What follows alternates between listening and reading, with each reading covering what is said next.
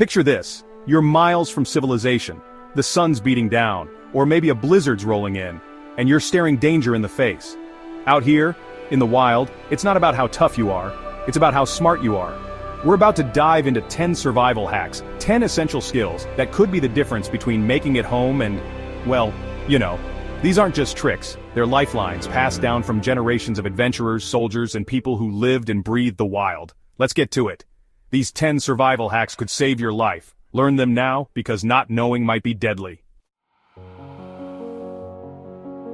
Right, first up we're tackling dehydration. It's one of the most critical issues you can face in the wild. It can sneak up on you fast, often before you even realize what's happening, leaving you disoriented, weak, and vulnerable, a recipe for disaster in a survival situation. Your body needs water to function properly. You need water and you need it to be clean. Drinking contaminated water can make things worse. Now you might not always have a fancy camping kettle handy. In fact, you might not have any traditional water purification tools at all.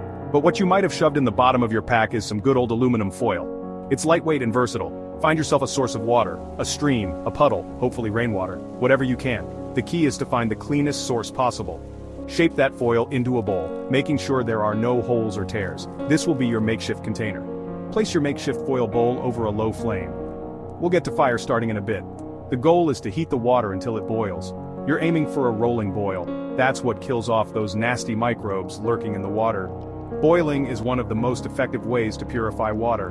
Once you've got a good boil going for a few minutes, let it cool down, and you've got yourself a drink that won't lay you out flatter than a pancake. Stay hydrated, stay safe.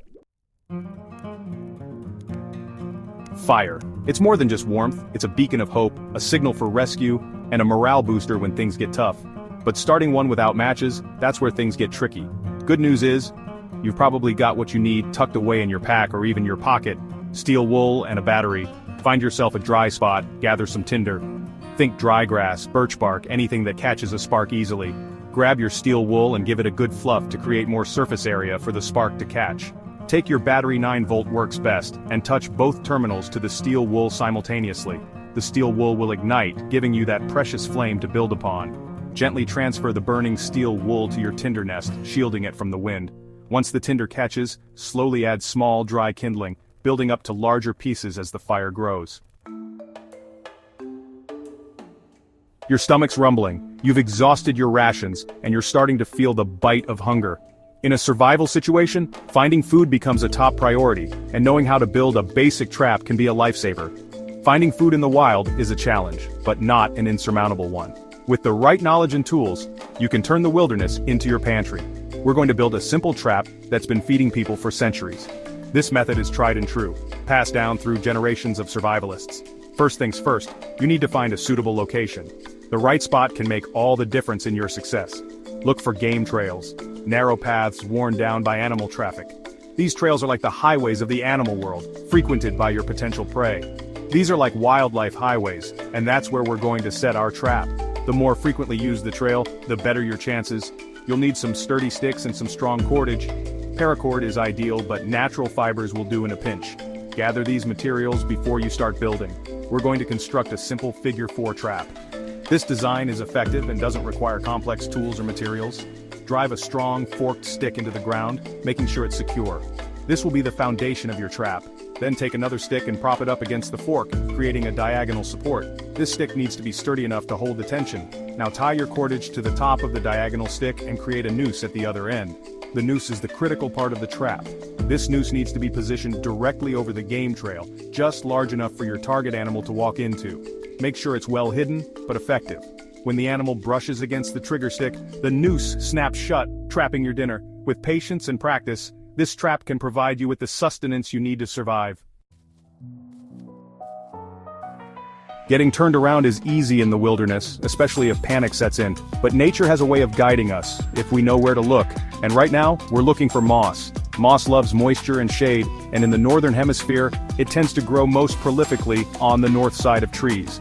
That's because the north side receives less direct sunlight, creating the perfect environment for moss to thrive. So if you find yourself disoriented, find a tree with a good amount of moss growth. Take a good look at which side has the most moss. That's your north indicator. Keep in mind, this is just a general rule of thumb. Factors like wind, sunlight, and terrain can all influence moss growth. We've talked about trapping, but what about fishing? You might not always have a rod and reel handy, but you know what most of us carry? A flashlight. And tonight, it's not just for light, it's for dinner.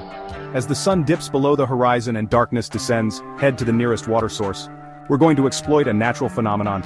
Fish are attracted to light. Shine your flashlight directly into the water. The beam will penetrate the surface, attracting curious fish who are drawn to the light thinking it might be an easy meal. You'll need a net or even just your hands if you're quick enough. As the fish gather in the illuminated area, scoop them up quickly. Different fish species are attracted to different light intensities. With a little perseverance, you can turn your flashlight into a surprisingly effective fishing tool. We've already covered boiling water, but what if you don't have a container or a way to build a fire? Don't worry, nature provides. We're going to build a natural water filter using what we can find. First, find yourself a plastic bottle. Cut the bottom off to create a funnel shape. Next, layer the inside with natural filtration materials. Start with a layer of cloth to catch the large debris. Next, add a layer of charcoal. Charcoal is fantastic for absorbing impurities and removing any unpleasant tastes or odors. On top of the charcoal, add a layer of sand, followed by a layer of gravel. Slowly pour your questionable water through the top of your DIY filter. The water that trickles out the bottom will be significantly cleaner than what you started with. Being lost is one thing, but being found, that's the goal. And sometimes you need to give those rescuers a little help finding you. If you've got a mirror, even a small one, you've got a fighting chance.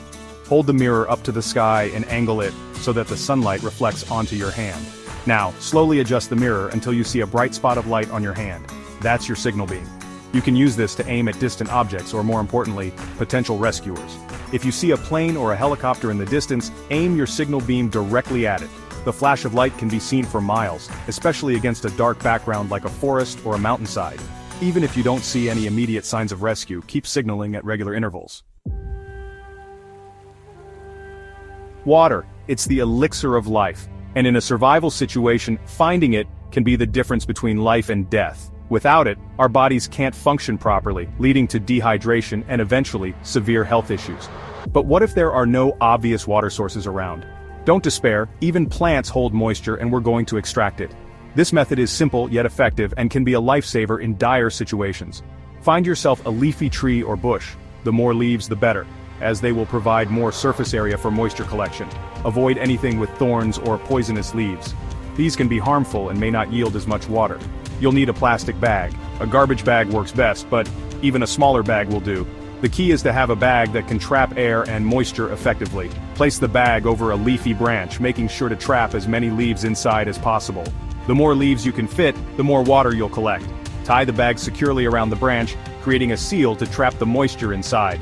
This seal is crucial for the condensation process. As the day goes on, the heat will cause the leaves to transpire, releasing moisture into the air inside the bag. This natural process is enhanced by the warmth of the sun. This moisture will condense on the inside of the bag, creating droplets of water. Over time, these droplets will accumulate, providing you with a valuable source of hydration. You can speed up the process by placing a small stone in the bottom of the bag, creating a low point for the water to collect. This simple trick can make a big difference in the amount of water you gather. Out here, exposure can be as deadly as any predator. You need shelter, and you need it fast. Luckily, nature provides the building materials. It's up to us to put them together. Look for a naturally sheltered spot. A fallen tree, a rock overhang, even a dense thicket of bushes can provide a basic framework for your shelter. The key is to get out of the wind and rain. Gather large branches for the main supports of your shelter. Lean them against your chosen structure, creating a slanted roof. Now it's time to get to work on insulation. Pile on leaves, moss, pine needles, anything you can find to create a thick, insulating layer that will trap your body heat and keep you warm. If you have a tarp or a plastic sheet, even a garbage bag, drape it over your shelter to create a waterproof layer. Injuries happen, even to the most experienced adventurers. And out here, even a small cut can quickly turn nasty if it gets infected. But don't worry, nature provides its own first aid kit. Clean water is your first line of defense. Rinse the wound thoroughly to remove any dirt or debris. If possible, boil the water first to sterilize it. Now, we're going to harness the power of natural antiseptics. Look for plants like plantain, yarrow, or even garlic. These plants have antibacterial and antimicrobial properties that can help prevent infection. Crush the leaves or bulbs of these plants to release their juices. Apply the crushed plant material directly to the wound, creating a natural bandage. If possible, secure the poultice with a clean cloth. Keep a close eye on the wound for signs of infection, redness, swelling, or pus. We've covered a lot of ground today, from finding water to building shelter to treating injuries. Remember, these skills are more than just tricks. They're tools for survival, passed down through generations of those who dared to venture into the wild. Nature is a powerful force, but it's also a provider. It offers us everything we need to survive if we know where to look and how to use it. So get out there, explore, push your limits, but do it safely and responsibly. And remember, the most important survival tool you have is right between your ears, your brain. Stay calm, assess your situation, and use your ingenuity. Don't forget to subscribe for more tips and tricks to survive the wild. Comment below if you know any other survival tricks.